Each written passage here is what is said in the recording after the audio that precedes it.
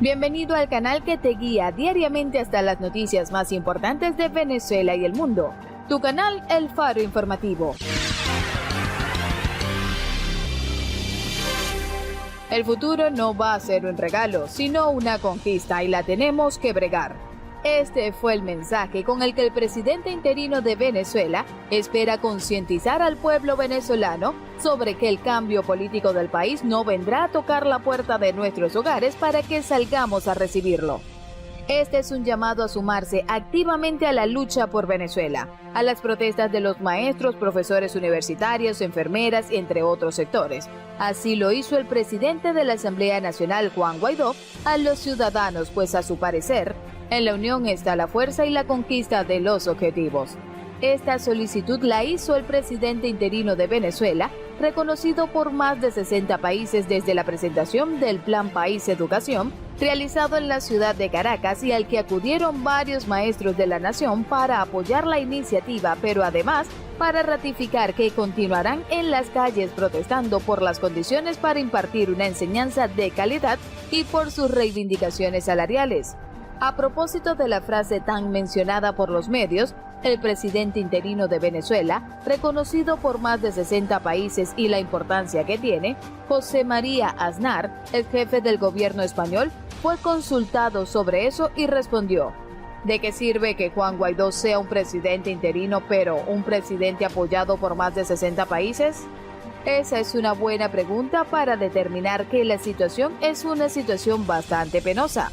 Cuando 60 países, encabezado por el país más poderoso del mundo, reconocen a un presidente y no pasa nada, pues la verdad es que no se ha avanzado mucho.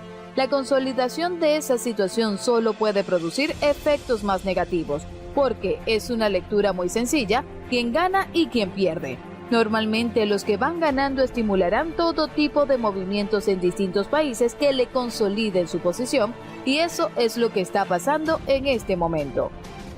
Las acciones que adelanta la oposición venezolana Juan Guaidó también incluye la elección de un nuevo Consejo Electoral con la finalidad de preparar el terreno para las elecciones presidenciales. Pese a todos los esfuerzos que han hecho para que el régimen entienda que esta es la salida justa, el grupo de Maduro se ha encargado de sabotear y vacilar a todo el mundo para sortear las opciones legales y poner el juego a su favor. En este sentido, irónicamente, Maduro se ha referido a los chilenos, expresando que si el pueblo quiere una nueva constitución, su gobierno tiene que aceptarlo. Lo que debería aplicar perfectamente en Venezuela: si el pueblo quiere elecciones presidenciales, hay que aceptarlas. Quédate con nosotros para que conozcas los detalles de estas y otras importantes noticias que hemos preparado para ti en el día de hoy. El fin a la tragedia depende de todos. Tenemos que seguir adelante porque la lucha de uno es la lucha de todos. El futuro no va a ser un regalo. Hoy va a ser una conquista y la tenemos que bregar. Estamos atravesando una dictadura y una emergencia humanitaria compleja sin precedentes. Dijo que el Plan País Educación no es un sueño, sino un plan estructurado con tiempos de ejecución, presupuestos, estrategias y que está listo para ser puesto en marcha desde el día 1 tras el cese de la usurpación.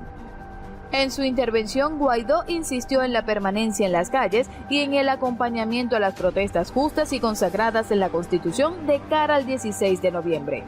Ratificó su respaldo a las enfermeras venezolanas que este 30 de octubre iniciaron un paro de 24 horas para exigir mejores condiciones en el sector salud y salarios justos.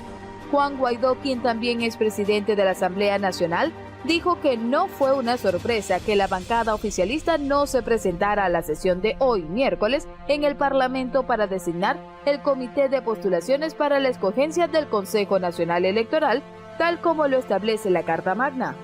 No fue una sorpresa que no se presentara la bancada del PSV hoy a la Asamblea Nacional. Siguen bloqueando la solución a la emergencia humanitaria compleja. De Barbados salieron corriendo y hoy no fueron a la sesión. Nosotros estamos listos para avanzar para poner fin a esta tragedia.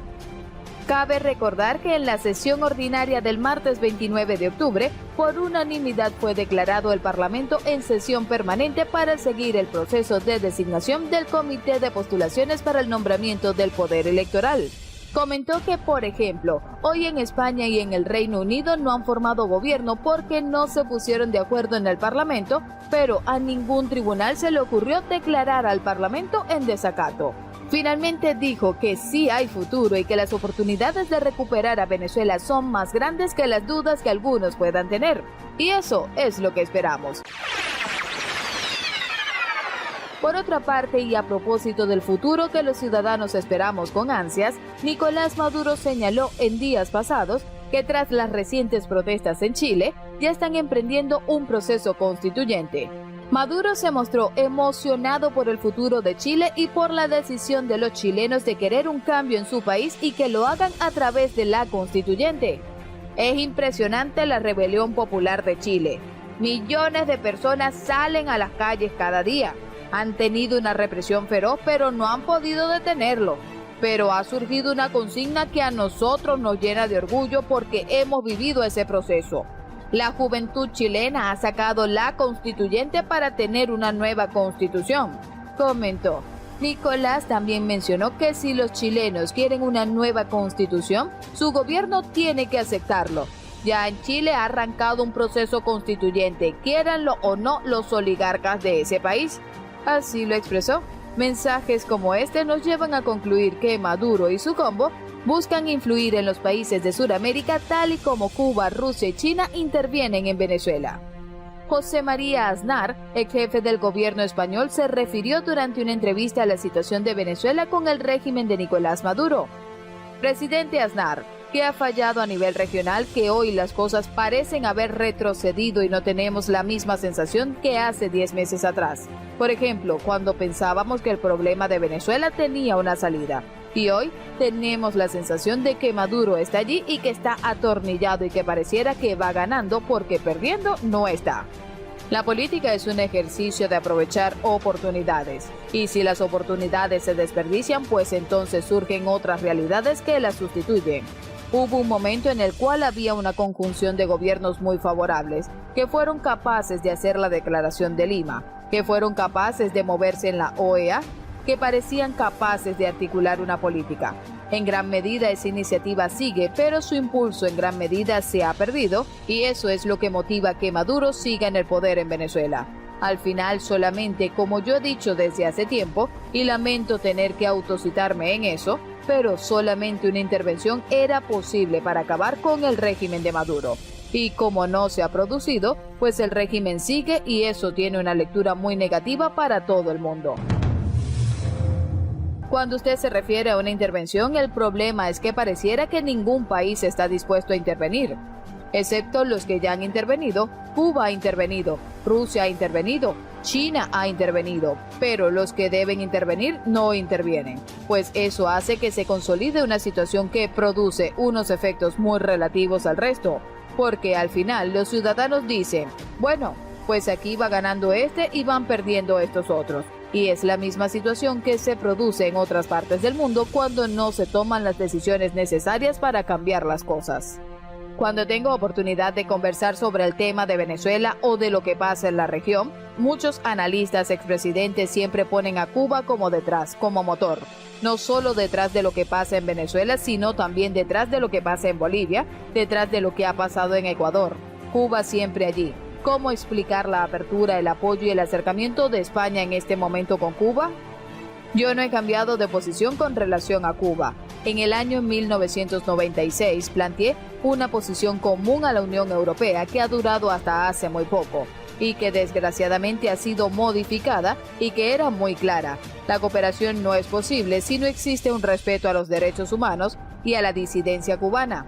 Claramente un respeto muy manifiesto. Esa posición se ha abandonado y se ha llegado incluso a la contraria, es decir, que los Estados Unidos han restablecido relaciones diplomáticas con Cuba sin condiciones. Y otros países también. Entonces, hacer eso lo que hace es consolidar la situación de Cuba, y Cuba tiene una grandísima historia. El régimen castrista de intervencionismo en otros países latinoamericanos. Él es el responsable de muchas muertes, de muchas guerras, de muchas violencias en muchos países latinoamericanos. Mantener esa situación, pues, es lo que está ocurriendo. La influencia de Cuba en Venezuela es evidente, la conoce todo el mundo. en las Fuerzas Armadas, en los servicios de inteligencia, en los servicios de información. Y esa penetración en otros países es una realidad que también conocemos. Los que alimentan todas esas cosas se mueven, y efectivamente cuando se cambian las políticas a cambio de nada, desde el punto de vista democrático, de las libertades y de los derechos humanos, pasan estas cosas.